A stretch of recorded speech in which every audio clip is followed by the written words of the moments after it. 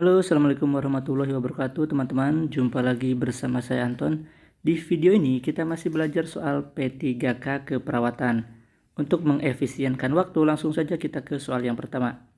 Seorang perempuan berusia 20 tahun dirawat di rumah sakit jiwa 2 minggu yang lalu karena marah-marah, bicara dan tertawa sendiri, serta tidak mau merawat diri.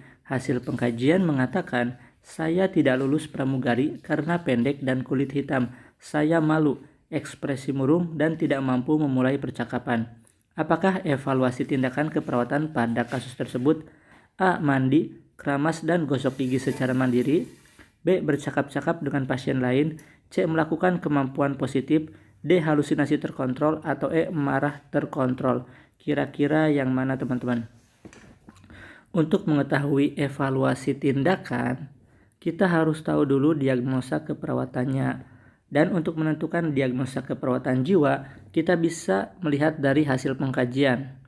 Hasil pengkajian di sini pasien mengatakan, saya tidak lulus pramugari karena pendek dan kulit hitam. Saya malu, berarti diagnosa keperawatannya adalah harga diri rendah.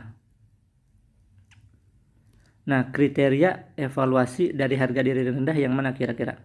A. Mandi, keramas, dan gosok gigi secara mandiri. Ini untuk DPD atau defisit perawatan diri. Kemudian yang bercakap-cakap dengan pasien lain ini untuk isolasi sosial. Kemudian melakukan kemampuan positif ini untuk harga diri rendah. Yang C berarti jawabannya. Yang D untuk halusinasi. Dan yang E untuk risiko perilaku kekerasan ya atau RPK. Baik, kita lanjut ke soal berikutnya. Seorang laki-laki berusia 34 tahun dirawat di RSC karena mengurung diri di kamar sejak 1 bulan yang lalu dan kadang marah tanpa sebab. Hasil pengkajian, pasien sering menyendiri, tertawa dan bicara sendiri, afek labil, dan penampilan tidak rapi. Keluarga mengatakan pasien di PHK setahun yang lalu.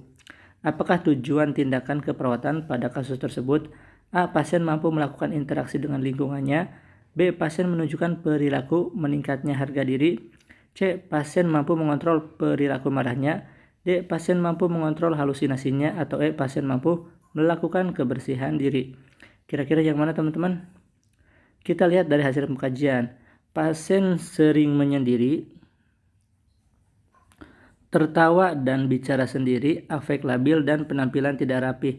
Ini merupakan tanda-tanda dari halusinasi. Maka jawabannya adalah yang D. Pasien mampu mengontrol halusinasinya. Nah, kalau yang ini untuk ISOS ya. Kemudian yang B untuk HDR, harga diri rendah. Yang C untuk RPK atau PK. Dan yang E untuk DPD. Defisit perawatan diri. Soal nomor 8. Seorang perempuan berusia 17 tahun datang ke poliklinik KIA diantar oleh ibunya dengan keluhan keputihan sudah 1 minggu. Hasil pengkajian, pasien setiap kali BAK dan BAB kemaluan tidak dikeringkan, tampak keluar cairan dari vagina dan daerah labia tampak berwarna merah. Perawat menjelaskan tentang kebersihan vagina. Apakah evaluasi yang diharapkan dari intervensi tersebut? A. Pasien mengatakan dirinya telah sehat. B. Pasien mengatakan keputihan berkurang.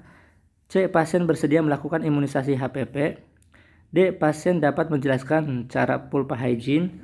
Atau E. Pasien mengatakan mengerti dengan penjelasan dari perawat. Kira-kira yang mana teman-teman evaluasinya? Nah, di sini perawat itu menjelaskan tentang kebersihan vagina. Berarti perawat sedang menjelaskan vulva hygiene ya. Jadi sedang memberikan pendidikan kesehatan. Maka jawabannya adalah evaluasinya yaitu pasien dapat menjelaskan cara vulva hygiene. Jadi diulangi lagi oleh pasiennya cara ini ya, kebersihan vagina. Yang soal nomor 7. Anak perempuan berusia 12 tahun dirawat di rumah sakit dengan keluhan sudah 3 hari mengeluh nyeri pada daerah perut bawah.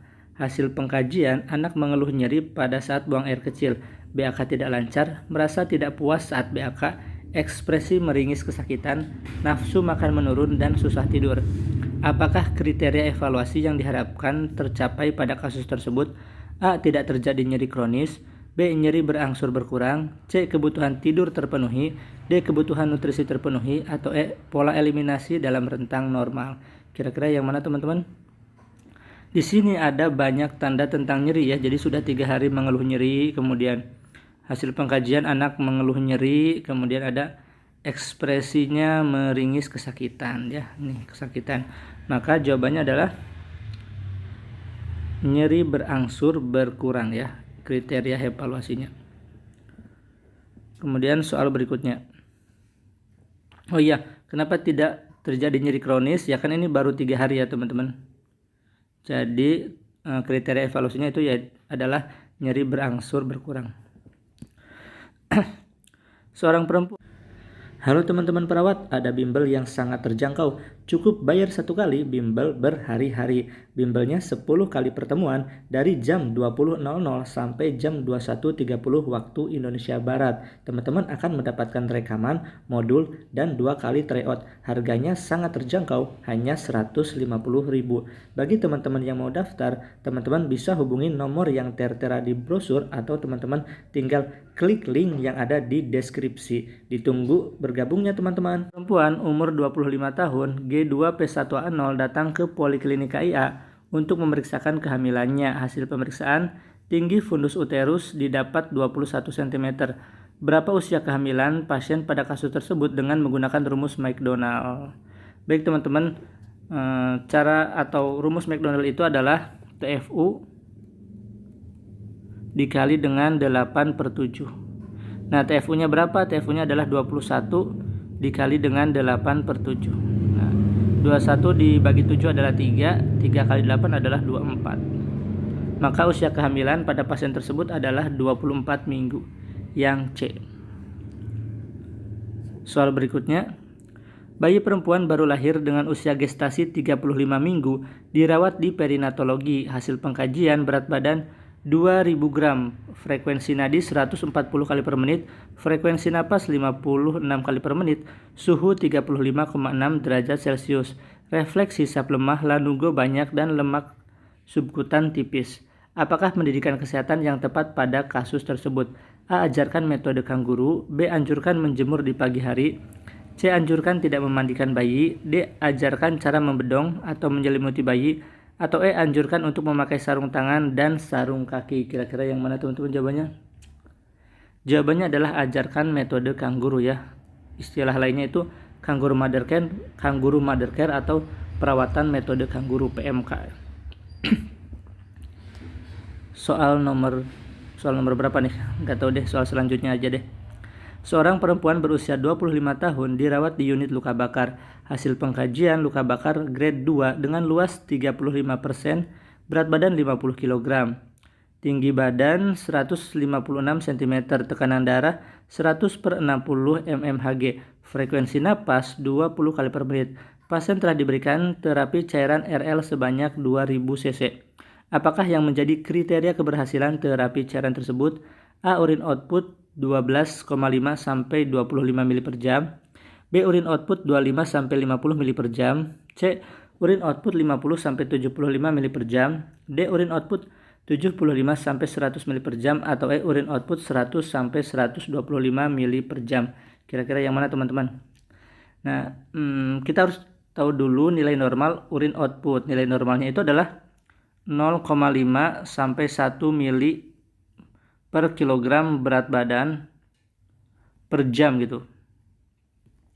Nah, 0,5 kali 50 adalah 25 dan 1 dikali 50 adalah 50. Jadi jawabannya adalah urin output 25 sampai 50 ml per jam, yang B.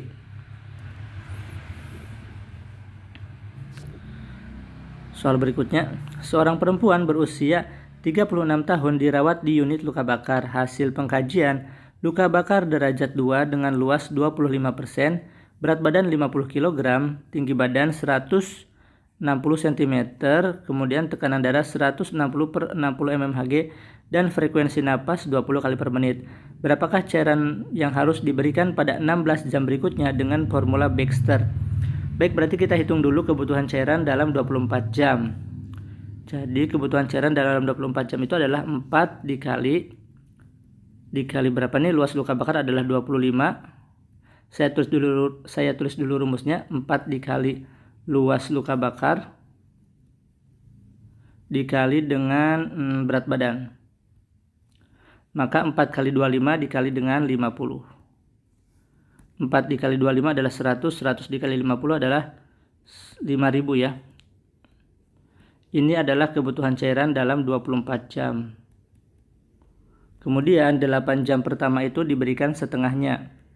8 jam pertama itu diberikan setengahnya. Jadi berapa teman-teman? 2500.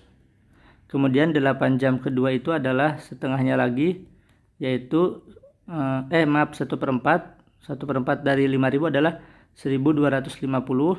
Kemudian 8 jam yang ketiga itu adalah 1/4 dari 5000, yaitu 1250. Nah, yang dimaksud dengan 16 jam berikutnya itu adalah yang ini nih.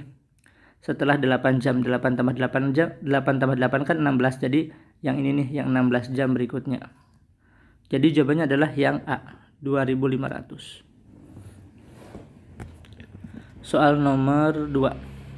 Seorang laki-laki berusia 57 tahun dirawat di ruang penyakit dalam dan sedang dilakukan pemberian transfusi darah jenis whole blood 500 ml. Tiba-tiba pasien mengatakan sesak napas, dada terasa berat dan terlihat gelisah. Manakah tindakan pertama yang tepat dilakukan pada kasus tersebut? A. Berikan oksigen dengan nasal kanul. B. Posisikan tidur semi-pauler. C. Observasi tanda-tanda vital. D. Hentikan aliran transfusi. Atau E. Ajarkan teknik napas dalam. Jawabannya adalah yang D. Hentikan transfusi ya. Karena ini sedang transfusi kemudian terdapat alergi, ya sudah kita hentikan saja. Baik teman-teman, itu saja yang bisa saya sampaikan pada kesempatan kali ini. Semoga bermanfaat dan sukses buat teman-teman yang mau ujian P3K. Saya pamit. Wassalamualaikum warahmatullahi wabarakatuh.